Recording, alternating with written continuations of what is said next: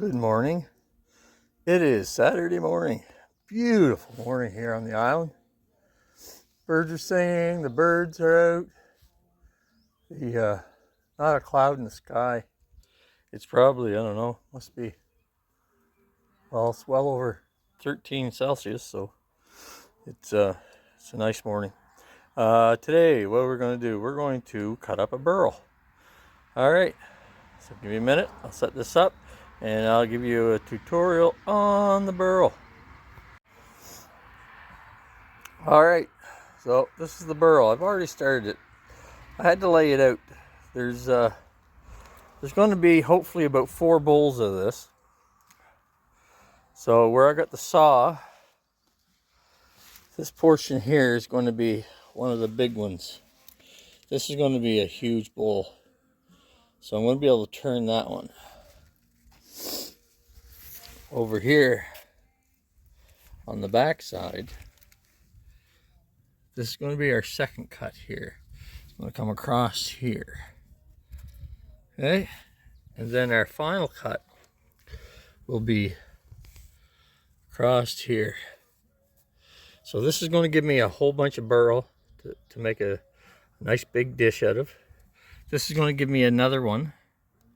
And then when I cut it this way, I've got a crotch which lays out some really nice feathering inside of a bowl. So I'm going to have 2 sides of a crotch with burl in it. So those are going to be really interesting. Okay, so I'm going to finish this up and I'll show you the pieces when I'm done. All right, so the trick is to line all 3 of the piths up because you want to remove the pith where you can. Normally I'd take a little bit of a chunk out of the middle, but I'm going to be turning these, so I'm going to have to turn the pith out. I don't want to lose, I want to minimize the amount of material that I'm losing, because this is going to be a beautiful piece of wood. You can see where I've cut here all the different grain and all the little eyes and stuff that are in here. So this is going to be a bowl. This will probably come down this way, down this way for one bowl, and that way for the other. So this half will be one bowl, this half will be the other.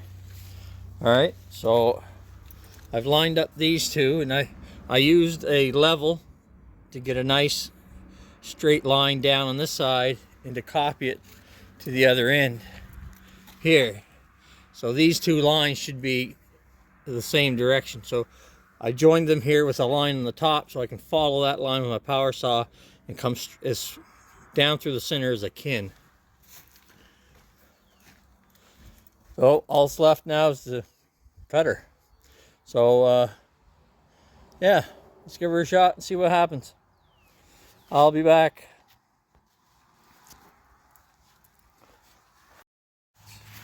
Okay, so what I did is I got 4 burls cut out of that piece. So we've got one here. This is about a 13-inch burl. Wish I could roll it over. I only got one hand. There we go. So you can see the thickness of it. It's about 8 inches thick in spots. Should be able to get a nice bowl out of this one. But you can see all the bark that's on it. I had to round it with the power saw. It was too big for my bandsaw. So this was the first one that I wanted to cut. So this is what we see here. We see a lot of inclusions and items like that we're going to have to work on later on. But it looks solid. It looks solid enough to make a bowl out of. So we're going to make a bowl out of that one. These are 11-inch. So I got some burl here and some crotch wood here.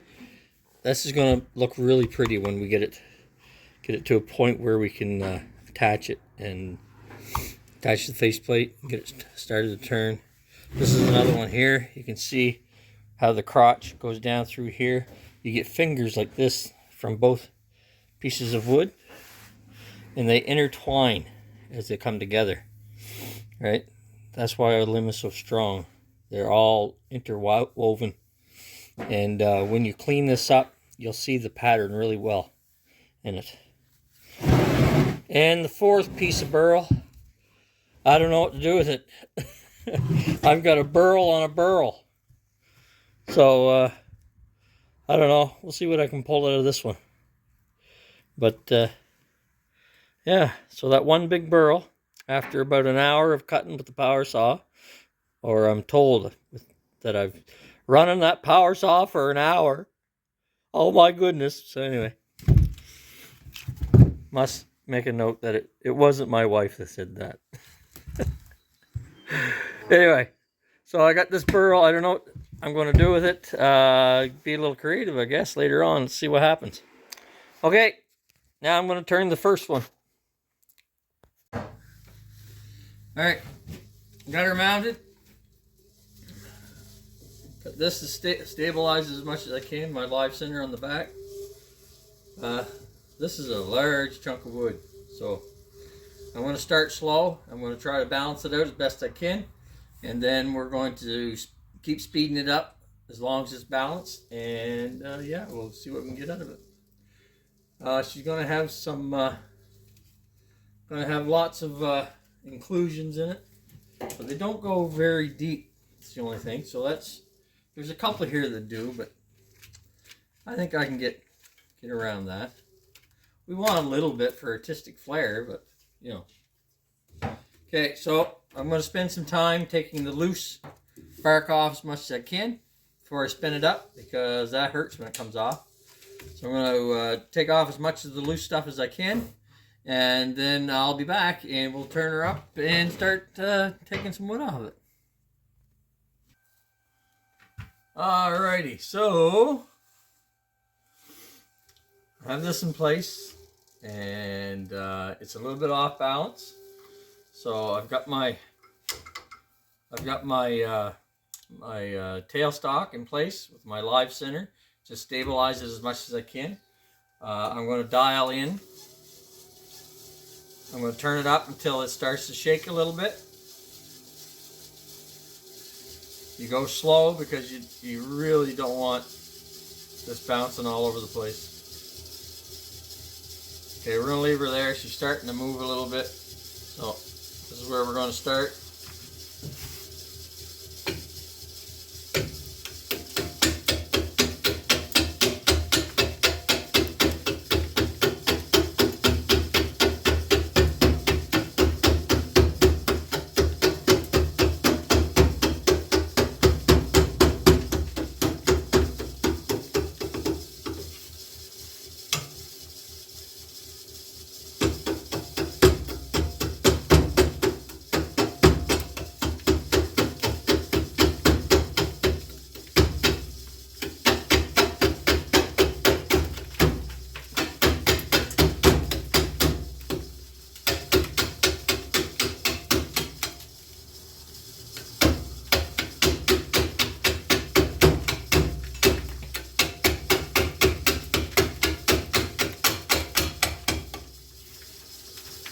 This stage of the game, we always want to stop once in a while just to see what we're getting into.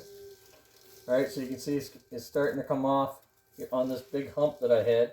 So I'm going to move this in a little bit, give me more stability in my chisel. More and more material, this is going to start coming into play, this portion here. So right now I'm trying to take this down so I can get it set up for a tenon. Maybe. We'll see what happens. She's pretty rough looking, so we'll see.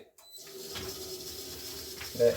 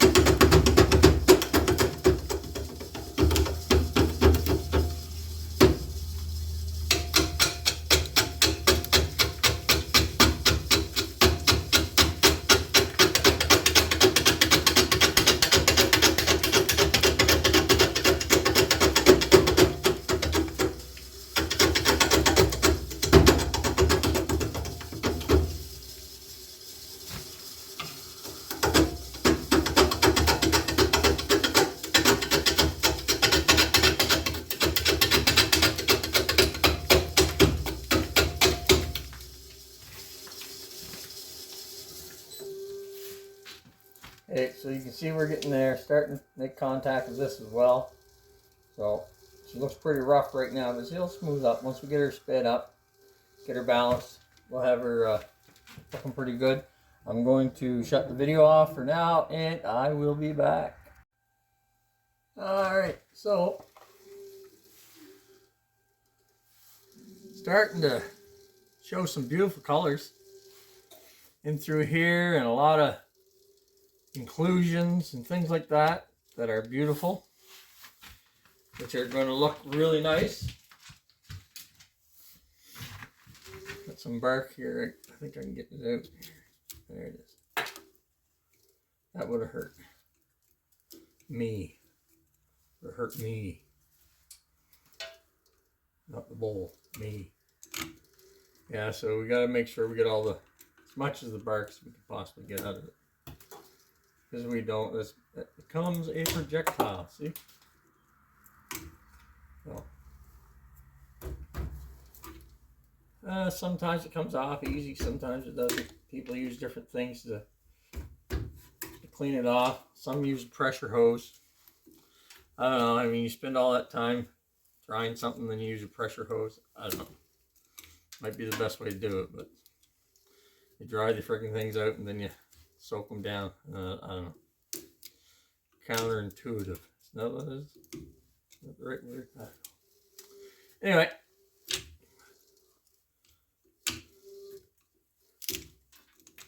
Still some down in here. There. Ooh. I don't know. This is a cherry burl. And cherry burls are known for their inclusions and things like that. So we're going to see a lot of that. I've got a lot of burls to work through, so we're going to see lots of inclusions and different things in these burls as we go through. All right, so I'll give you a little bit of a little bit so you can see what I'm up to here. Now you always, once you reset everything, like your tool rest, give it a spin to make sure, you know, it's not hitting anything.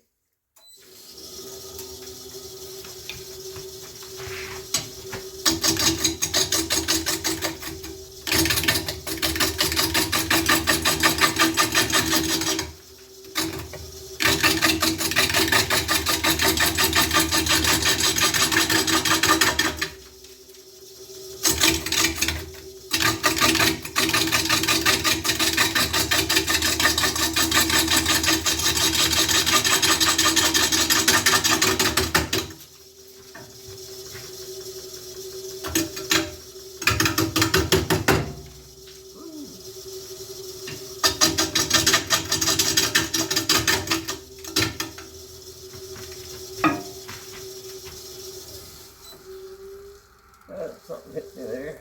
Let's see. Oh, it's this here. Got a little nub right here. Comes around, hits us. You know, until we get it all rounded out, we're going to have some. We're going to be cutting air and wood, so you'll get no interference, and all of a sudden, bang, you hit something. So that's what I'm seeing right now. Anyway, I will be back. Okay, she's starting to look like a bull. The swirl patterns that are in it, just unbelievable. We got some big cracks in it. This is going to be beautiful as a presentation bowl. At 400, 419. Oh, too much.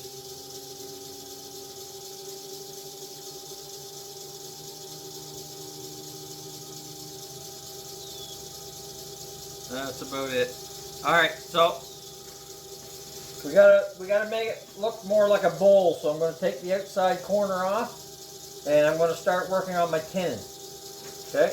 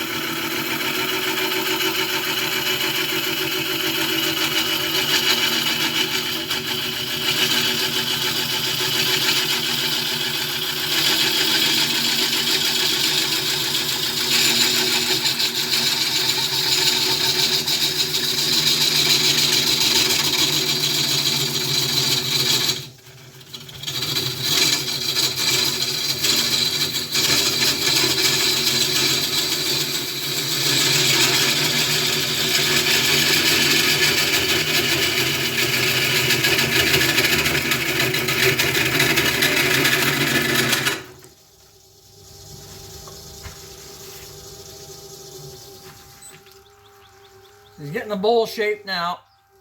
Stuff cuts like rock. It's just pretty hard. Okay, I'm going to work away at this and I'll be back.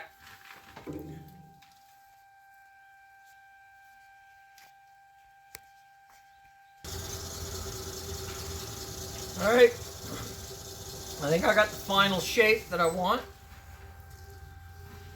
Yes, the designs in it, the swirls and the reds and the purples, the dark inclusions, it's beautiful.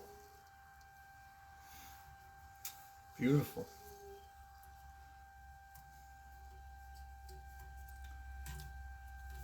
Lots of bark to dig out. All right, so I've got my final shape. I like the shape. I've got the tenon ready to be used. I got it solid too, which is good. I was kind of concerned about it.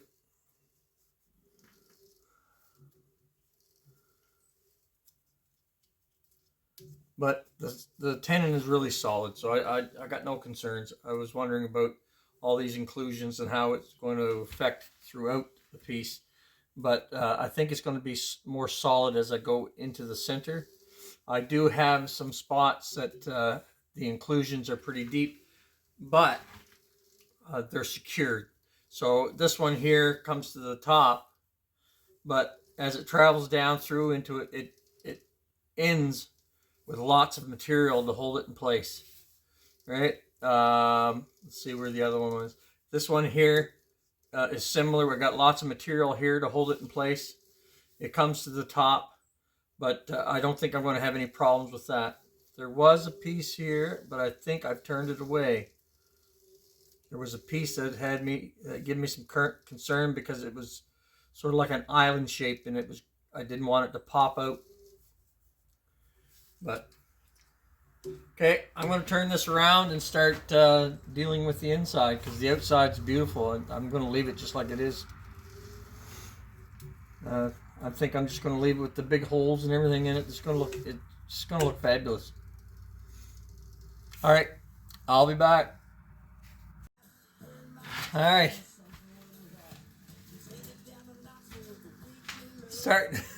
This bowl is starting to wear on me. Okay, this is what I got so far. Okay, I've got it about half the depth, and I'm starting to see the cracks from the outside that are making their way onto the inside. All right, so I'm seeing more and more of this. This bowl is cutting like rock. So hard it is. And I don't think it's down below 12%, so I'm going to leave it thick. I'm going to put it in the kiln for about a week, and we'll see what happens to it after a week. I'm sure it'll be all twisted out of shape, but anyway, I don't want to make a bowl of this caliber and end up moving when I sell it to someone. So I'm going to make sure that it's stable. The pieces in it, I mean, it's a good solid bowl. The only thing is, I feel a lot of moisture when I have my hand in here like this. I don't think it's fully dried yet, so we're going to dry this out. But it's got some beautiful grains, colors, and oh yeah, I'm going to love to see this when it's finished. And you will too. All right, we'll be back. Okay, I'm pretty well. Alexa, off. Pretty well at my where I gotta stop. The pieces are still solid that are on it. I might have to clean it up a little bit more on the bottom. She's got some pretty colors to it. It's really nice colors. Oh, do a little more scraping.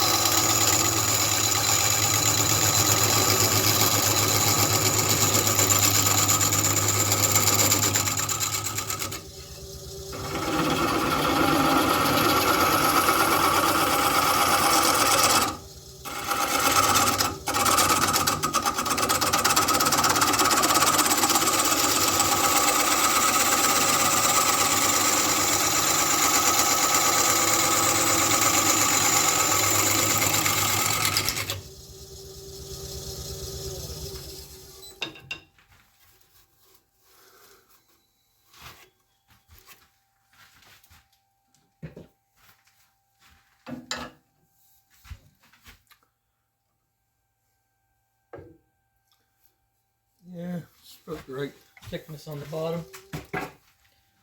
Okay. So, got some nice colors in there. Got a lot of work to do yet. Get it where I want it. But we're going to let her dry. Going to put her in the kiln and let her dry. See what happens, I guess. If she cracks or whatever, I guess we'll have to use epoxy. Got one gap here. It's going to be one here.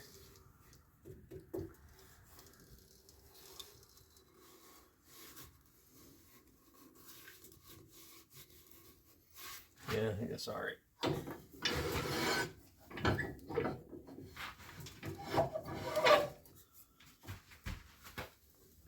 Let's have a look at her. Shall we? Oh, man, yeah, this is not dry. Okay. This is the outside.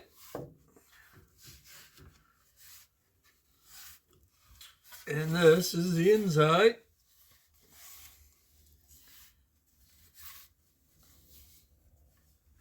All right, she's going in the kiln.